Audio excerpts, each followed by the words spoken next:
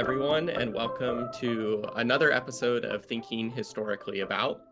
And today we are thinking historically about Andrew Jackson's presidency, in particular, the historical significance of his presidency. So, why did this presidency matter? Why does it matter? To help us think historically about this topic, we have Dr. Robert Elder, Associate Professor at Baylor University. And Dr. Elder, thank you so much for joining us for this conversation. Great to be here, Zach. Happy to be here. To give us a sense of kind of where you are situated in this topic, in this conversation, I'd love to hear a little bit about what drew you to this particular era and area of history, and you can be as broad or specific as you'd like, and kind of how you think about the Jacksonian era. Sure. Well, so I teach these classes at Baylor University. So I literally teach a class called the Early Republic. And my research has been mainly on the American South during this time period. So I wrote a book about religion. I wrote a book about John C. Calhoun, who's very important to Andrew Jackson's story as well. And to me, this period, which historians generally call the early republic, we used to call it the Jacksonian era, which tells you, I think, and a lot of people still do, which tells you how important Jackson still is to this era. It's the era when Americans are still figuring out what the founding blueprint is going to mean in practice. They're still not sure about a lot of things, like are political parties a good thing, right? How should we deal with competing rights claims between Native Americans and the American state, or what do we do about the issue of slavery? These are all unsolved questions during this time period. It's exciting to sort of see these being debated and worked out in real time. That's one of the things that excites me about studying and teaching this period. Something that stands out in that response is this idea that this time is kind of defined by unsolved issues. I think for many of us who maybe don't have that historical lens when engaging with the present, we think of a lot of, obviously we have our own unsolved issues of today, but we think a lot of the past as like solved from start to finish, right? So could you, before we dive into the specifics, I'd love to hear kind of like, why is it important that we acknowledge that like people in this time period did not have consensus over these issues, that we were wrestling, that America was not a, globally dominating country? Why does that historical context matter for us who are studying it? Yeah, I think if you don't grasp that about this period, then you're not ever going to completely understand the mindset of the people who actually lived it. Um, and the reason that a lot of the political debates during this period, especially, were so dramatic and volatile and sometimes outright violent is because people really believed that there were competing visions and answers for a lot of these issues, like the relationship between the states and the federal government, right? And because there was no consensus, there was no solved answer for this, it made these political debates much more dramatic and made people believe, in a lot of cases, that the future of the country depended on defending their answer, right? Sure. Whatever that was on both sides of it. So I think if you kind of don't understand that unsettled nature, the unsolved nature of a lot of these debates, you won't really understand sort of the anxiety and the anxiety, the fear, the drive to answer these questions in a particular way that people at the time felt, because people were very much conscious that this was an experiment, right? And that the Sure. answers to these questions were going to matter for a long time. I think of maybe the lack of personal urgency that like we have in studying the past, right? It's not life or death for us. And it may not be life or death for people in the past either, but it sure feels urgent, right? And that like understanding, or, I think we can use the term like historical empathy and like understanding people who aren't like us in the past, becomes really important for evaluating the past. And yeah, no, I appreciate the acknowledgement of the unsureness or the unsolved aspects of the past. It acknowledges that it's moving, that it's contingent on people, um, which I think makes it really interesting to study. Yeah, I mean, I think today we tend to whether we are conscious about this or not, like we kind of have the sense that we're part of a gigantic machine that's like everything is in place and is just functioning, and we've solved a lot of these things. I mean, this isn't true, but I think we have that Yeah. sense, right? That Constitution, the government, like all these things are just sort of run on their own. And they didn't have that sense in the early republic, certainly not around the time that Andrew Jackson is president. There was the idea that like these things really, really mattered because the future and existence of the country was like at stake here. I think, and maybe we'll get into this. So the question, I'll read the question that the students, or the statement, that the prompt the students are engaging with. They're asked to evaluate the historical significance of Andrew Jackson's presidency. And so when I think of this era of like unsolved issues, it may be my naive perception, so feel free to push against it. But Jackson kind of comes in and says, I have some solutions, right? Like, and a little bit of maybe even like a strong man, like, like, let me solve these things. Which I think right away, or like, we talked about the Jacksonian era a few minutes ago, like right away, we see some sort of historical significance. We know it exists, but the job here is to evaluate it. So if you were like to, I don't know, see this prompt, see this statement, where would you go? How would you approach something like this? Yeah, it's a great question. So I would start by saying, okay, let's try to understand. There's sort of two levels to that question, right? One is how might people at the time have answered what Jackson's significance was, right? And then like once we understand that, we can pull back and use historians' great advantage, which is time and hindsight, right? And if you looked at it at the time, both like right before and after Jackson is actually elected in 1828, the verdict is sort of, as you might expect, the verdict is completely split, right? There are some people who view Jackson's election as essentially the downfall of the republic. That he is a strong man. I mean, Yeah. the model that a lot of classically educated Americans would have had was Julius Caesar, right? This is the guy who crosses the Rubicon and ends the Roman Republic and becomes a dictator. Americans had had military leaders as presidents before in George Washington, but Jackson was somebody who's basically his entire popularity came from being a military leader, and he was a really volatile personality. Like this was a guy who had killed people. He'd actually killed people in duels. I remind students he had 3 bullets in various parts of his body when he became president. People knew this about him. So, one of the sort of somewhat apocryphal quotes that gets thrown around is that Thomas Jefferson, right before he died in 1826, but Jackson was sort of already running for president, that Jefferson said, Jackson is one of the most unfit men for this office I could possibly imagine. Like this is the tyrant that we feared, sort of thing, whether that's true or not. On the other side, right, you had people who saw Jackson as this sort of embodiment, the culmination of the democratic promise of the revolution. The extent to which direct democracy was going to be involved at the federal level was always an open question.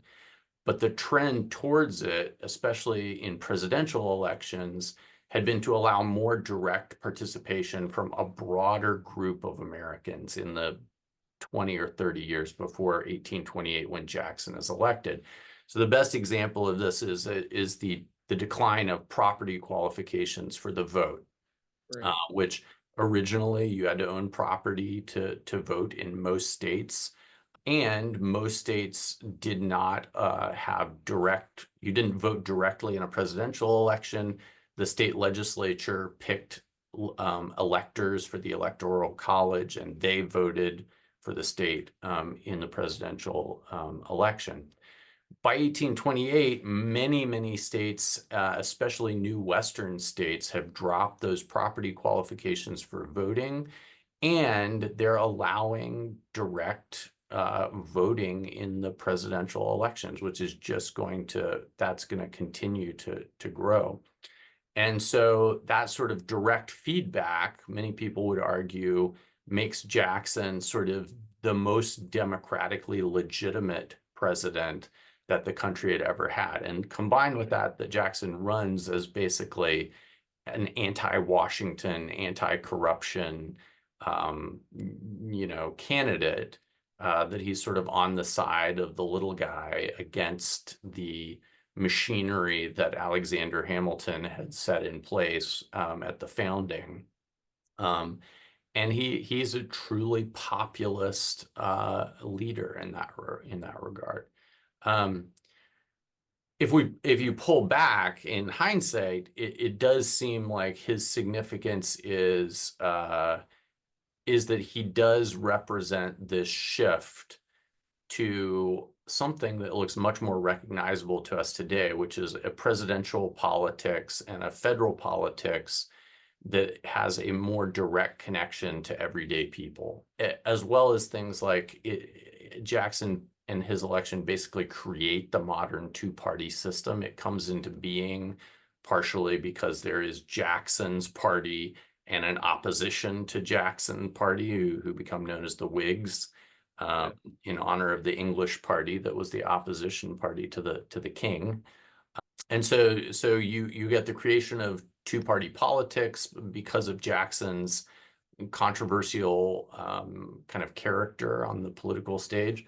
You get things like during Jackson's presidency, you have several sort of pivotal conflicts that sort of define not only his presidency, but the character of the nation for a very long time, certainly up past the Civil War. Things like his battle with the Second Bank of the United States, the nullification crisis, Indian removal, right? These are things that were sort of defining issues for people in the first half of the 19th century in the United States, and Jackson sort of inserts himself into every one of them in important ways. So he's the central figure. This is why we call it the Age of Jackson sometimes. So, I mean, you mentioned the bank, nullification crisis, Indian removal, the democratization of voting, or direct voting. So these are, I think, like touch points that can reveal his significance. One thing that I'm curious about, you said that he inserted himself into all of these events. The first thing that crossed my mind is, like, did prior presidents insert themselves into such events? Did those events not exist? What makes Jackson different? Yeah, I think what makes Jackson different, I mean, he's different personality wise, for sure, right? So that set it aside, but it's part of the equation. Yeah. I mean, the other reason that I think he's different is Jackson has a sense of himself, and this is a critique by many of his opponents, right? He has a sense that he embodies the national will, right? That as president, and because he benefited from sort of direct election and such a broad base of support, and the 1828 election sees the highest turnout of any election that we know of up to that point. I mean, that's hard to count. It's not always consistent, but very high turnout, people who hadn't voted before. Jackson sees himself not as just sort of the executive who carries out the orders of Congress, which is sort of where the will of the people really sits, right? Sure. Instead, he sees himself as the embodiment of the people's will, and Yeah. he takes that as authorization to, for instance, go to war against the Second Bank of the United States and veto its recharter in 1832. And you have to understand that most people at the time saw the Second Bank of the United States as sort of a concentration of wealth and power and this nexus of a corrupt connection between rich people and the government's interest, right? And so Jackson, as the representative of the common man, goes straight for that in a way that it's hard to imagine another president taking that sort of initiative upon themselves to do that. Presidents always had power in the system. They always had issues that they pushed or tried to shape the political conversation. But before Jackson, it's hard to think of somebody who portrayed themselves as sort of the people's representative against Yeah. the government and those. Yeah. I'll repeat it just to make sure I'm not like taking liberties here. But this seems like like a turning point, and I mean, the students wrestle with the idea of Jackson expanding the powers of the presidency. Uh, but what I think you put it so simply, like, prior presidents saw Congress, as I would argue the Constitution sees Congress as the voice of the people. And Jackson switches that and he says, no, the executive is the voice of the people and Congress is getting in the way of the people. And that's a huge shift that I think we still feel that tension between um, a growing, expanding executive branch, and yet a constitution that was designed to make Congress the voice of the people in the states. Yeah, I mean, I'm just kind of fascinated. I've never kind of heard it put so simply like that. That's the shift, though. Yeah, I think, I think that's what makes Jackson the sort of jumping off point for the modern presidency is like Yeah, we all instinctively get this shift because we're still living with it. Like presidents now, we expect them to portray themselves as sort of, directly related yeah, to people and responsible to the people and those sorts of things. And before Jackson, I mean, presidents certainly presidents certainly portrayed themselves as sort of being elected by the people, right, but it's a completely different experience when the people actually electing you are like electors in the electoral college chosen by state legislatures instead of what Jackson represents, which is, there's over 1 million people who vote and of course they're all white men at the time sure, who vote in the 1828 election. So you can understand, I guess, you can understand why somebody like Jackson would see himself as sort of directly connected to those right, voters and to to his supporters in that way. Whereas before, and certainly, yeah, if you read the Constitution, I mean, the executive has lots of powers, but he's called an executive because he's going to carry out things, not right, right. I mean, that's part of not the write them. Yeah, idea. yeah. I mean, so we're recording this less than a month from the 2024 election. And I feel like I'm getting multiple text messages and emails a day from various campaigns.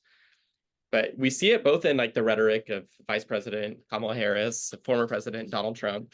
This very much like I'm here to represent you, and so I think of if I'm thinking of like the historian's perspective in this historical significance, we see a lot of the rhetoric and language that Jackson ushered in right now, right? Like we're living in a byproduct of this era that was ushered in 150, 180 years ago.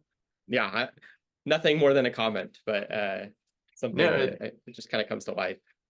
yeah, I mean, I think the other thing to sort of pay attention to is that Jackson right? This is Jackson comes to power in the golden age of the sort of political newspaper culture, right? Right. That was the equivalent of what social media is for Hmm. us today, right? But you can draw like social media and television earlier in the 20th century kind of supercharged this, but it was already present with Jackson, which is sort of a candidate taking advantage of the media of their day to sort of connect with people and to be promoted, right? And we see that in the 20th century with television, for radio first, then Sure. television, and now social media. But all those things you can draw a line back to sort of Jackson and the culture of media around him as well. So Yeah. there's just, I mean, that's what facilitates that in some ways an illusion of a direct connection between Right. a candidate and you, right? Sure. That they're your Yeah. representative. It's helpful to know the limits that are like, put in place from the Constitution. It's helpful to know the wording of the Constitution when we're maybe get consumed with just like the day-to-day rhetoric.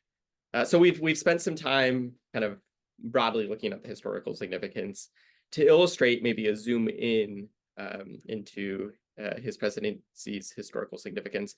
I'm wondering like what if you can just kind of talk about a primary source, or if you need to, you can expand beyond the singular, but that like stands out in this conversation. Yeah, so I'll pick two, but be brief. But they're in the same year, 1832. Hmm. The first one is his veto message when he announces he's vetoing the recharter of the Bank of Yep. the United States, right? And he cuts right to the chase and portrays the bank as this vehicle of elite power, right? This concentration of power where the government's interests and the elite's interests are kind of centered, right?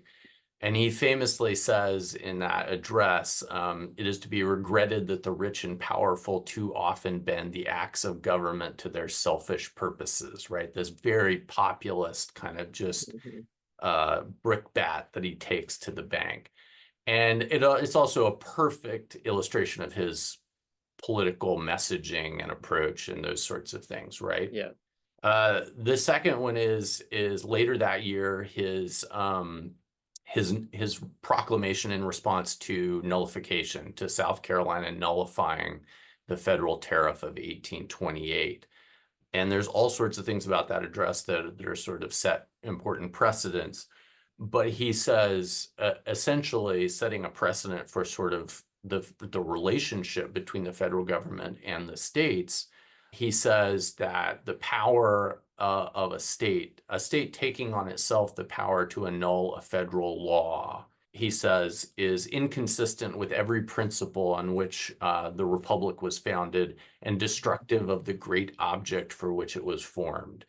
The way that he phrases that and the way that he responds to that really sets the stage eventually for how Abraham Lincoln is going to respond Right. to secession. That is one of the more important precedents. So those two things I would say are those two addresses are two of the things I would pick. 1832 was a Huge year. contentious year. Yeah, Yeah. huge. If you wouldn't mind, before we started recording, you talked about kind of like how you're thinking about the nullification crisis. If we were to like kind of take us a little bit deeper to the significance of that event for U.S. history, given Jackson's role in it, how would you kind of respond to that? I think that it is one of the best examples of those unanswered questions that I was talking about at the beginning of our talk, which is one of which is within a federal system like the United States, what is the relationship between the states and the federal government, right? And from the very beginning of the country, the Constitution has a lot in it about that relationship, but there are important questions that were not answered. The nullification crisis really is where those questions come to a head, right? what is actually supreme? Are the states the sovereign unit in the federal government system, right? At the end of the day, right? Sovereignty means being able to do what you want. Or is it the federal government, right? Is Right. that the supreme law of the land, which the Constitution actually does include that phrase, right? Yeah, precisely. Yeah. And so the nullification crisis sort of is the moment where these two sort of visions of what the country is collide, right? Yeah. And it sets the precedent for the Civil War. One example of that is when the Southern states secede beginning in 1860. They do so through calling state conventions, not through their legislatures, Mm. but through conventions, which is the exact same body that had ratified the Constitution and the exact same body that South Carolina calls to nullify the federal tariff in 1828 because they're looking back to the Constitution as well. And it's the Jackson sets the precedent, as I said, for how Lincoln is going to feel compelled to respond to the challenge of Yeah. secession. You know, Jackson had responded forcefully. He'd held the Union together. The popular conception was that he had faced down John C. Calhoun in South Carolina, and Lincoln followed that model. I mean, you could certainly argue Lincoln does it more delicately than Jackson does. That sets that precedent. It's also true that we still have not completely solved this issue today. We still Yeah. have, in the last few years, we have had conflicts between states and the federal government, depending on who was in power at the federal level. You would Yeah. have states like California in one case or Texas in another case who would find ways to resist or try to oppose a federal law. So in some ways, I mean, we think we've solved some of these questions. I hope we have, but there's still live questions in our actual politics today. The students, so the student, what I love is the two documents that you reference, the students read, right? The students are going to Right. engage with those. I don't know if most of what you read or what you were citing from the nullification um, document, I think is like pretty exactly what the students are reading. I don't know if the same, that really, I think, rhetorically beautiful quote in the veto of the Bing Charter. I forget if that's in the actual source of students, but nonetheless, students, as you're kind of reading them, there's more food for thought. But so you have those two topics. You have Indian removal, this expansion of presidential power. Are these perspectives that the students are engaging with in the unit? And so the next question kind of goes two ways. Is there something that students that maybe don't engage with in the unit that's worth considering? Or is there an angle to one of those that is worth considering in a different way? Well, I would again say two things, but I'll be brief. The first one is I don't know if students read something from somebody like John C. Calhoun on the other side of the nullification issue. So either his Fort Hill address or the South Carolina Exposition and Protest, which is sort of the 1828 thing that sets off the nullification crisis. But both of those are worth reading because simply because they're very good expressions of a point of view about state sovereignty that eventually is going to give you secession in the Civil War. Right. And Which Calhoun. Calhoun kind of had his hand in both, right? Right, exactly. And Calhoun is probably if you want to understand that point of view, Calhoun is probably one of the best things you can read. The other one I would say is some of the documents produced by Cherokee leaders who are trying to resist Indian removal. You can read, for instance, the Cherokee Constitution of 1827, which is produced sort of to claim hey, we have sovereignty over this land, right, according Mhm. to the treaties that we've signed, in arguments that are not that different than what John C. Calhoun is making right Yeah. across the border in South Carolina. And the other one would be something like John Ross's letters later. He has a famous 1836 letter that we typically call, I think it's typically titled Inquiries response to inquiries from a friend or something like that, Mhm. where he sort of lays out the Cherokee case against Indian removal on American terms, right? He does this thing that great leaders of these minority or oppressed groups always do, which is they sort of lay out American principles and Yeah. say, hey, look, according to your own terms, Your own right? terms. Yeah. According to your own terms, what you are doing is wrong, right? Frederick Douglass does this magnificently. Right. And John Ross does the same thing in some of these letters. So I'd highly recommend those. Yeah. Now I want to go back. I think what's interesting to me, the Cherokee Constitution and the arguments coming from Calhoun have a quite a bit of like logical similarities, but like for expressly unique and different like purposes. Logically, this is sound. This makes sense. But like I think at least in our modern sense, we generally will probably side with the Cherokees' use of that logic, and the South's logic we will protest. And I think we have great reasons to do it, but it's also there's tension there, right? Yeah, That's hard to yeah. wrestle with when you're covering this era of history, when you're covering the early republic, what are you hoping that your students get out of it? In your early republic course, which covers this material, what is a goal that you have for the students? I think one of the goals is to get them to realize where we started with this, right? That these questions were not settled or taken for granted at the time, and that the outcome of things like the nullification crisis actually mattered, because if that had come out a different way, we might be living in a different constitutional system today, Mhm. right? People might have had a different understanding of the relationship between the federal government and the states that would have impacted us today.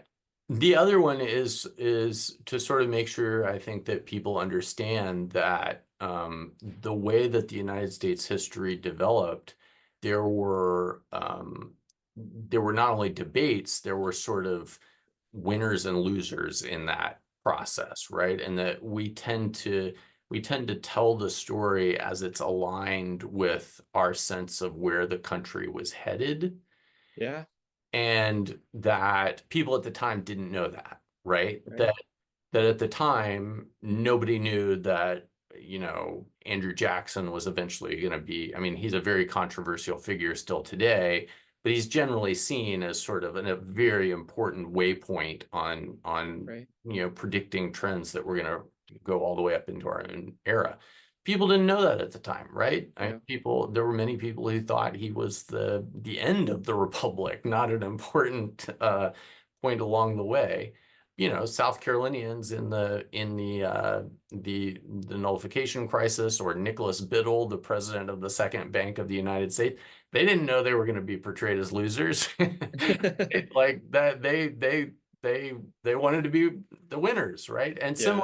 similar with the Cherokee, right? That it's important to sort of make sure that we understand that the way that American history played out, that it's not necessarily a triumphant story, right? Right. Like we can love our country, we can think that its principles are great, but also we need to acknowledge the points where it did not live up to those principles or contradicted them in the way that John Ross so ably points out.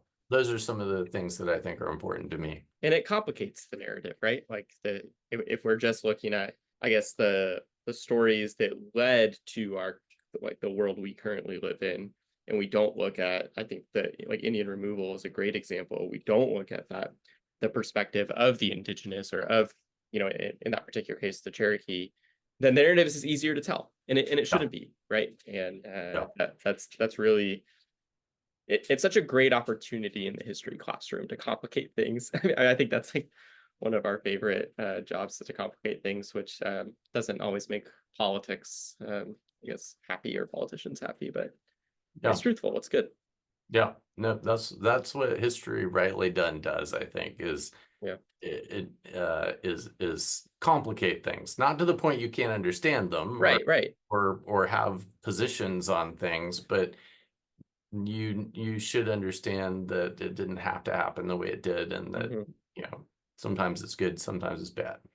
Yeah. Well, Dr. Robert Elder, thank you so much for thinking historically about the age of Jackson, the presidency of Andrew Jackson with us today. All right, great to be here, Zach.